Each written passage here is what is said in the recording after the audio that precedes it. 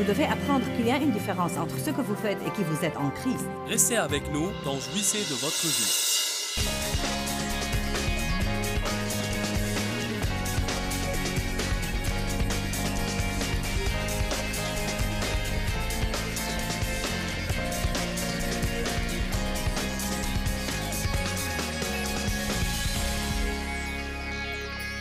Le message ce matin concerne en fait plus le perfectionniste que celui qui veut plaire aux gens. Mais les deux vont ensemble, car ceux qui sont perfectionnistes veulent aussi se conduire parfaitement devant les autres, et ils veulent que tout le monde ait une attitude parfaite envers eux. Ils ont aussi tendance à vouloir que tous les autres aient une performance parfaite à leur égard. Donc ils peuvent finir par se fâcher contre eux-mêmes, ou paraître furieux contre les autres. Combien de vous qui êtes là savent déjà qu'ils ont tendance au perfectionnisme? Est-ce que je peux voir vos mains? D'accord. Ce n'est vraiment pas une chose facile. Souvent, car nous vivons dans un monde qui n'est pas parfait, et nous ne sommes pas parfaits, et les gens ne sont pas parfaits. En fait, il n'y a presque jamais un jour à la fin duquel vous pouvez dire « c'était un jour entièrement et complètement parfait ». Beaucoup de perfectionnistes sont aussi méga planificateurs. Ils ont des plans et parfois, suivant leur niveau de maturité spirituelle, ils peuvent être contrariés si leur plan ne marche pas. Une des choses que j'espère faire aujourd'hui avec mon message, c'est de vous donner l'opportunité de vous libérer de tas de pression, de prendre une nouvelle attitude envers vous-même, envers votre vie et envers les autres, et de vous rendre compte que vous n'avez pas à parfaitement plaire aux autres tout le temps. Car pour vous dire la vérité, si ce n'est pas une chose, ça va être une autre. Amen. J'ai failli intituler le message « Si ce n'est pas une chose, ça va être une autre », mais je l'ai intitulé « Il te manque encore une chose » à cause des écritures auxquelles je vais recourir aujourd'hui. Vous n'allez pas parfaitement plaire aux autres tout le temps. Votre vie ne va pas parfaitement vous plaire tout le temps. Et les autres ne vont pas parfaitement vous plaire tout le temps. Je ne veux pas que vous soyez vexés par ce que je vais vous dire. Je vais simplement vous dire ce qui pourrait se passer avec certaines personnes. Parfois, ça peut être difficile de vivre avec ou d'avoir une relation avec un perfectionniste vraiment fort qui n'a pas acquis une maturité spirituelle. Car il paraît que quoi que vous fassiez, ça ne va jamais être assez.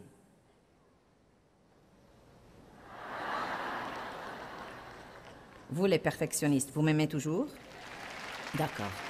J'ai dit, suivant votre niveau de maturité spirituelle, et je sais que vous êtes en train de devenir plus mature, et que vos relations vont de mieux en mieux tout le temps. Mais je voudrais vous dire que vous ne pouvez pas plus employer votre perfectionnisme comme excuse que je ne peux employer ma forte personnalité comme excuse pour vouloir tout contrôler. Nous avons tous des points forts et nous avons tous des points faibles. Mais nous devons laisser Dieu œuvrer à travers nous. Allez à Luc 18, 18.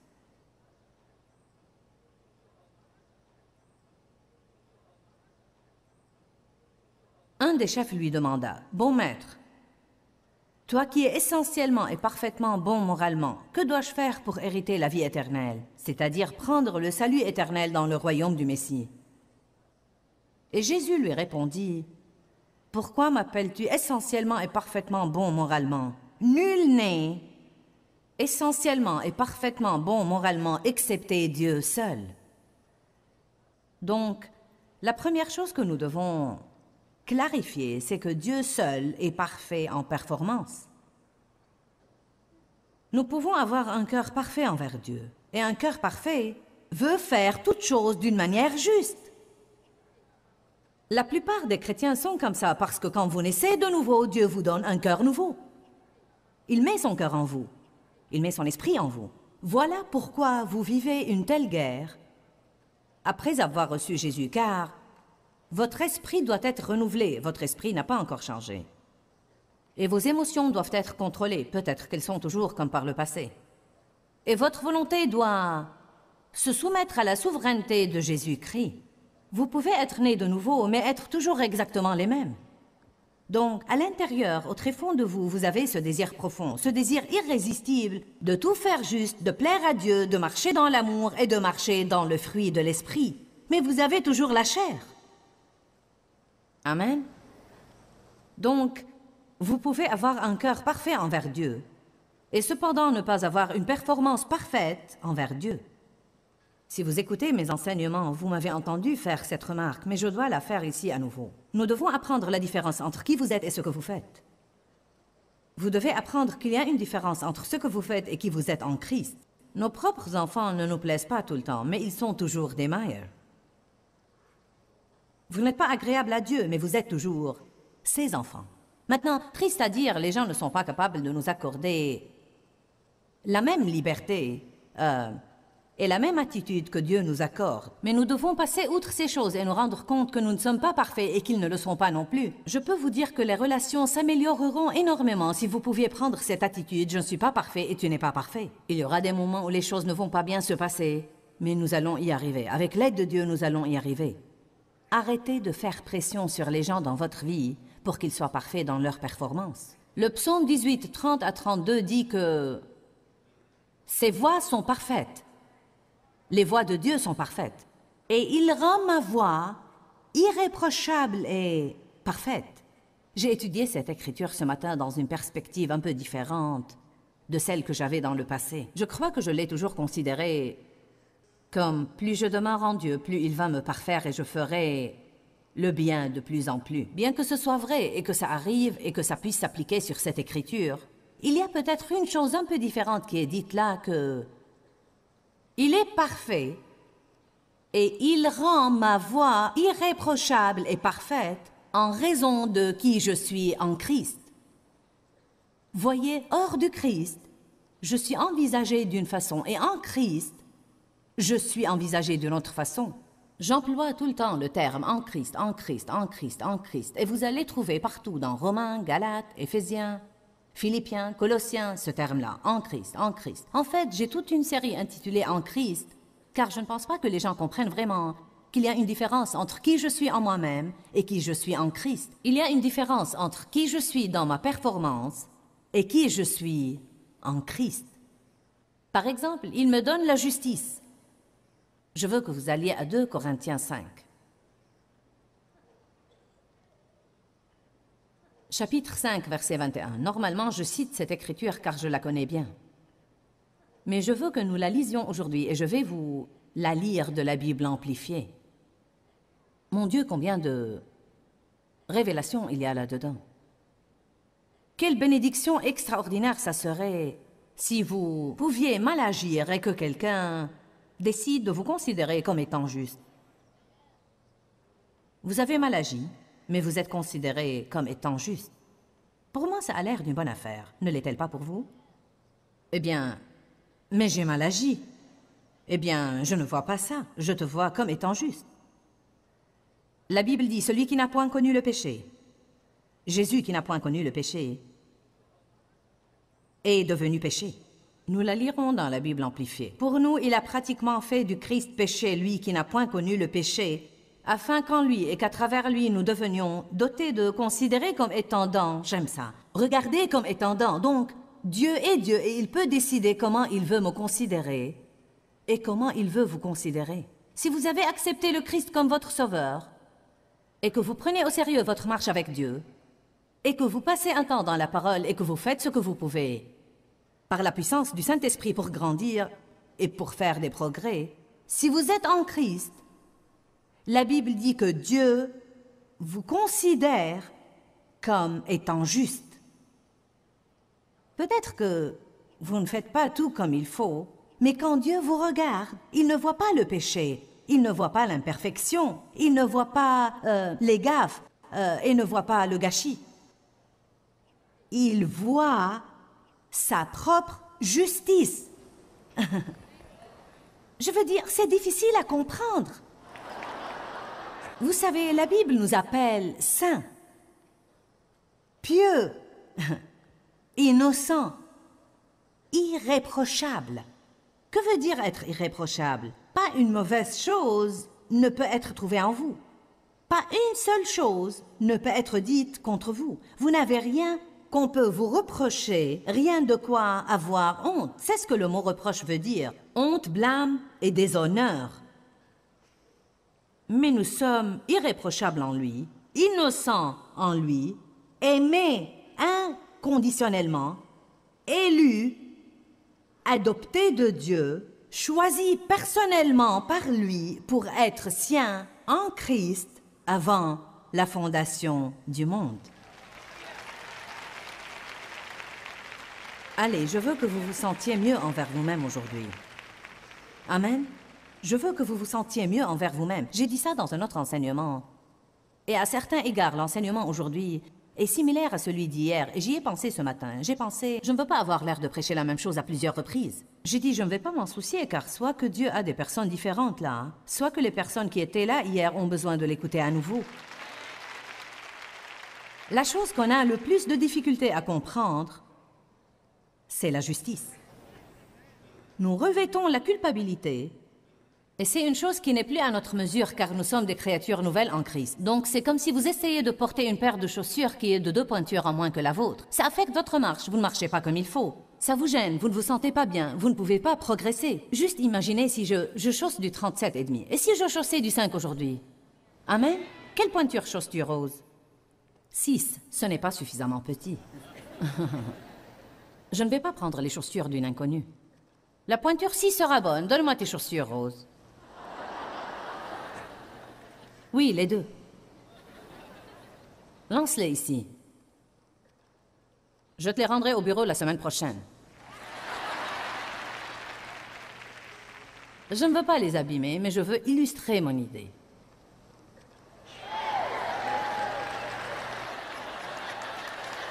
Maintenant, j'ai déjà mal. Bon, supposez que j'essaye de vivre ma vie aujourd'hui et que je porte ces chaussures qui ne sont pas à ma pointure. Je me sens malheureuse et gênée. Vous savez quoi?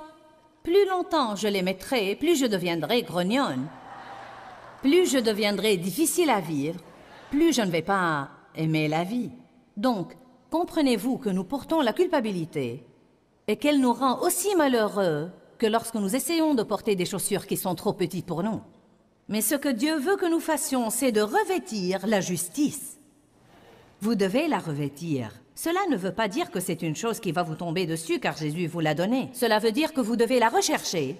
Vous allez avoir à cesser de laisser le diable vous voler et que vous allez avoir à revêtir votre justice comme une robe. Ésaïe 61 dit que quand nous revêtons la robe de la justice, ceci crée une grande joie dans notre vie. Quand vous avez la joie, vous ne pouvez pas avoir mauvaise conscience envers vous-même.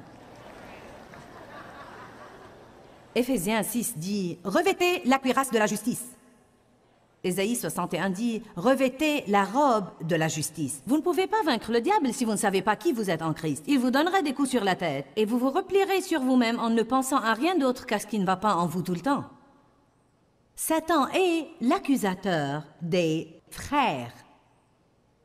Quand vous vous réveillez, il vous donnera une liste de tout le mal que vous avez fait la veille et vous assurera que vous en ferez davantage aujourd'hui. Combien de vous ont toujours affaire à la culpabilité et à la condamnation et ont mauvaise conscience envers eux-mêmes? Ça m'est égal si je parle de ça une fois par semaine jusqu'à ce que Jésus revienne. Je sais que la vérité, c'est que la plupart des gens ne sont pas heureux parce qu'ils ne s'aiment pas eux-mêmes. Au tréfond d'eux, ils n'aiment pas leur apparence, ils n'aiment pas leur personnalité, ils n'aiment pas ceci, ils n'aiment pas cela. Puis ils entrent en Christ et ils essayent de se conduire juste et ils s'aiment eux-mêmes encore moins car ils n'arrivent pas à se conduire comme il faut et ainsi de suite. Je ne vais jamais arrêter d'être émerveillée que la toute première chose que Jésus nous donne est la justice. Considérée comme étant don et exemple de la justice de Dieu. J'ai mentionné ça dans un de mes autres messages. J'ai dit jeudi matin que quand nous avons quitté, j'ai eu une petite fête d'apitoiement. Je plaignais Joyce Meyer. Avez-vous jamais fait ça? J'ai dit quelques trucs à Dave et j'ai versé quelques larmes. Puis, nous sommes venus ici à la réunion et ensuite à l'hôtel. Bien sûr, je me suis sentie mal. Je me suis senti mal pour m'être senti mal. Le diable veillera à ce que vous vous sentiez mal pour vous être senti mal. Puis, j'ai dit à Dave, eh bien, si seulement j'étais aussi stable que toi. Il a dit une chose, et je pense que c'est de cette façon que Dieu veut nous parler. Il a dit, je crois que tu t'en tires super bien. Tu as beaucoup changé au fil des années, tu as fait du chemin. Et il a dit,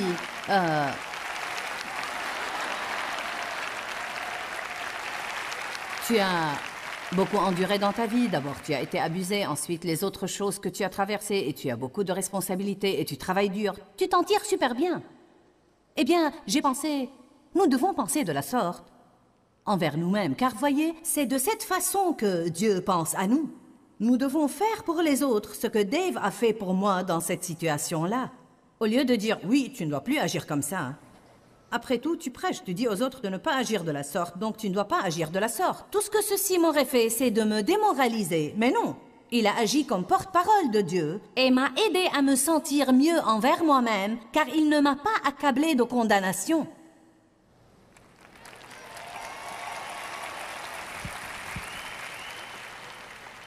Vous savez, nous pouvons vraiment encourager les autres davantage si nous le voulions. Je ne peux pas croire que tu aies fait ça. Eh bien, regarde un peu ce que tu fais toi-même. La Bible dit, les mêmes choses pour lesquelles nous jugeons les autres, nous les faisons nous-mêmes. Nous ne voyons que les bons côtés de nous-mêmes, mais nous voyons les défauts des autres avec la loupe. Vous n'avez pas d'excuse pour vous conduire de la sorte, mais moi j'en ai toujours une. Pour nous, il a fait du Christ péché, lui qui n'a point connu le péché, afin qu'en lui et à travers lui, nous devenions dotés de et considérés comme étant dans et un exemple de la justice de Dieu. Ce que nous devons être, approuvés et acceptés et en bonne relation avec lui. Mais je n'avais jamais vraiment fait attention à ces 3 derniers mots, mais je les ai coloriés en jaune ce matin, et c'est entièrement par sa bonté. Par sa bonté. En d'autres termes, parce que Dieu est bon, il décide de me considérer comme étant bonne à ses yeux si j'ai reçu Jésus et que j'ai une bonne attitude de cœur. Je peux avoir un cœur parfait, mais je ne vais jamais avoir une performance parfaite, et il n'y a pas de mal à ça. Dieu le savait quand il a établi une relation avec moi, quand il a regardé avant la fondation de la terre et qu'il a dit « je la veux, je la choisis et je l'appelle », il savait d'avance ce qu'il attendait. Vous n'êtes pas une surprise pour Dieu et moi non plus.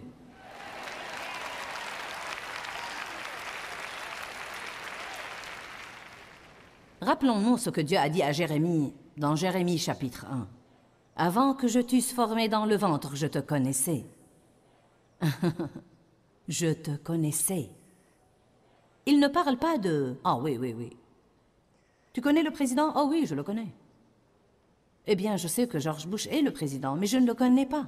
Quand Dieu dit qu'il connaissait Jérémie, cela veut dire qu'il connaissait tout ce qu'il allait faire, juste, faux, médiocre, bien, mal. Et il a dit, je t'ai choisi pour œuvrer à travers toi. Avant que je t'eusse formé dans le ventre, je connaissais chaque erreur que tu ferais et je t'ai appelé à avoir une relation avec moi et je t'ai choisi. Eh bien, sûrement chacun de nous peut dire, il me manque au moins une chose. Nous avons tous affaire à l'incapacité et nous avons besoin de Jésus. Il nous manque une chose à tous. Nous ne devons pas nous détester nous-mêmes pour cela. Nul de nous n'est parfait, mais nous pouvons avoir un cœur parfait. Abandonnez la frustration que vous avez envers vos imperfections et détendez-vous un petit peu. Aimez-vous vous-même. Arrêtez de vous soucier trop de vos défauts. Dieu savait que vous aviez besoin d'aide quand il a établi une relation avec vous. C'est pourquoi il a envoyé Jésus. Et en Jésus, nous sommes considérés comme étant justes, pieux, irréprochables et aimés. Vivez la vie que Dieu est mort pour que vous puissiez vivre. Une vie libre.